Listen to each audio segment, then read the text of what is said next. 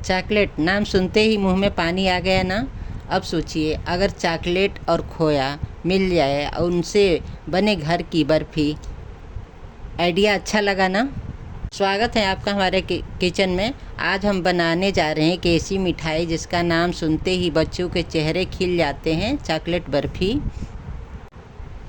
त्योहारों पर हो, मेहमानों के लिए हो या बच्चों के टिफ़िन के लिए हो, ये हर जगह छा जाती हैं। तो चलिए शुरू करते हैं। सबसे पहले हमने कढ़ाई को गैस पर रख लिया है। अब इसमें डाल रहे हैं हमारा घर का बना हुआ ताज़ा खोया। ये देखिए, इसे हमने पहले से कद्दूकस कर लिया है। खोए को हमेशा कद्दूकस करके डालना चाहिए क्योंकि ये ऐसे ही जल्दी पकता है और इसमें कोई मोटे मोटे टुकड़े नहीं रहते हैं। खोए का स्वाद वैसे ही तो अपने आप में ही शानदार होता है, लेकिन जब इसमें चीनी और फिर आगे चलकर चॉकलेट का मेल हो जाएगा तो वो यकीन मानिए आपके घर के बच्चे इसे बार बार खाने की फरमाइश करेंगे। अब इसका असली काम शुरू होता है, लगातार चलाते रहना।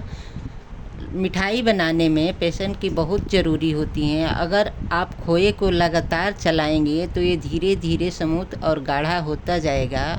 और देखिए, जैसे ही हमने खोया डाला ये मेल्ट होना शुरू हो रहा है।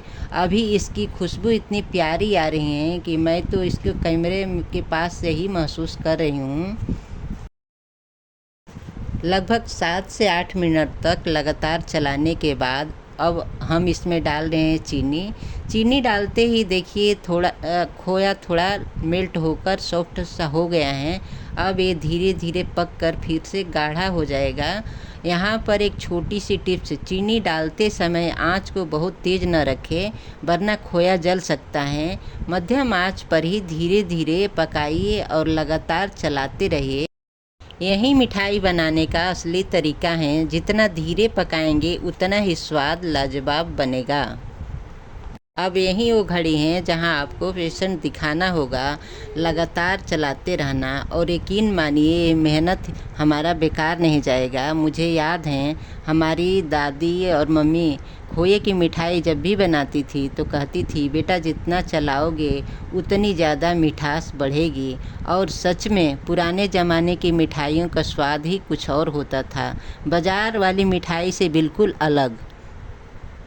चाहें तो इस दौरान कोई ड्राई फ्रूट डाल सकते हैं, जैसे बारीक कटे हुए काजू, बादाम, पिस्ता, लेकिन आज हम प्लेन और चॉकलेट बर्फ़ी बनाने जा रहे हैं, इसी पर फोकस कर रहे हैं। और एक और टिप्स, आपको जब खोए की मिठाई बनाएं तो भारी कढ़ाई का इस्तेमाल करें, इससे खोया नीचे चिपकेगा नहीं। खोए का रंग हल्का बदलने लगा है और टेक्सचर भी गाढ़ा हो गया है। अब हमने खोए को अच्छे से पका लिया है।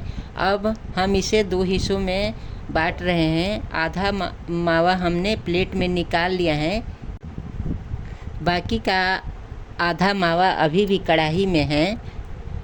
प्लेट में निकले हुए मावे को हम ब्रश स्पैचुला के से हल्का हल्का फेंटेंगे ताकि इसका टेक्सचर सॉफ्ट और हो जाए। देखिए कितना सुंदर लग रहा है। अब हम इस बचे हुए मावे में डाल रहे हैं कोकोआ पाउडर। जैसे ही कोकोआ पाउडर इसमें मिल रहा है, रंग देखिए दोस्तों कितना सुंदर चॉकलेट हो गया है। इसको लगातार मिलाते रहना है ताकि इसमें कोई लम्स न रहे और पूरा मावा चॉकलेट के रंग और खुशबू में रंग जाए। वाह, अब तो हमारी किचन में चॉकलेट की खुशबू भी फैलने लगी हैं। अब ये तैयार चॉकलेट वाला मावा हम डाल रहे हैं प्लेट में रखे हुए प्लेन मावे के ऊपर। बहुत ही ध्यान से इसे फैलाइए ताकि दोनों की लेयर अलग अलग साफ दिखे। नीचे सफ़ेद मावा, ऊपर से गहरा चॉकलेट वाला, यही इसकी सबसे बड़ी खूबसूरती है। आप चाहें तो ऊपर से हल्का सा चम्मच या ब्रश से चलाकर इसे बराबर कर सकते हैं और अगर चाहें तो ड्राई फ्रूट से सजा भी सकते हैं, जैसे बादाम की पतली कतरन या पिस्ता। अब हमारी प्लेट को थोड़ी देर के लिए 2-3 घंटे के लिए ठंडा होने के लिए रख देंगे। अब मैंने इसे फ्रीज से निकाल लिया है। ये देखिए ये अच्छे से सेट हो गई हैं। इसे स्क्वायर या डायमंड शेप में काट लेंगे और देखिए दोस्तों हमारी स्वादिष्ट चॉकलेट बर्फ़ी तैयार हैं। सिर्फ देखने में नहीं, खाने में भी इतनी ही मज़ेदार हैं कि एक बार खाने के बाद इसे आप बार बार बनाना चाहेंगे। तो दोस्तों, ये रही हमारी आज की रेसिपी, घर की बनी आसान और टेस्टी चॉकलेट बर्फ़ी। खाने में इतनी टेस्टी और बनाने में इतनी आसान कि एक बार आप घर पर बना लेंगे तो बाज़ार से मिठाई लाना ही भूल जाएंगे। वाह, देखिए दोस्तों कितनी परफेक्ट लेयर आई है। नीचे सफ़ेद खोया और ऊपर गहरा चॉकलेट, बिल्कुल बाज़ार वाली मिठाई, लेकिन स्वाद और भी ज़्यादा अच्छा क्योंकि ये घर पर बनी हैं।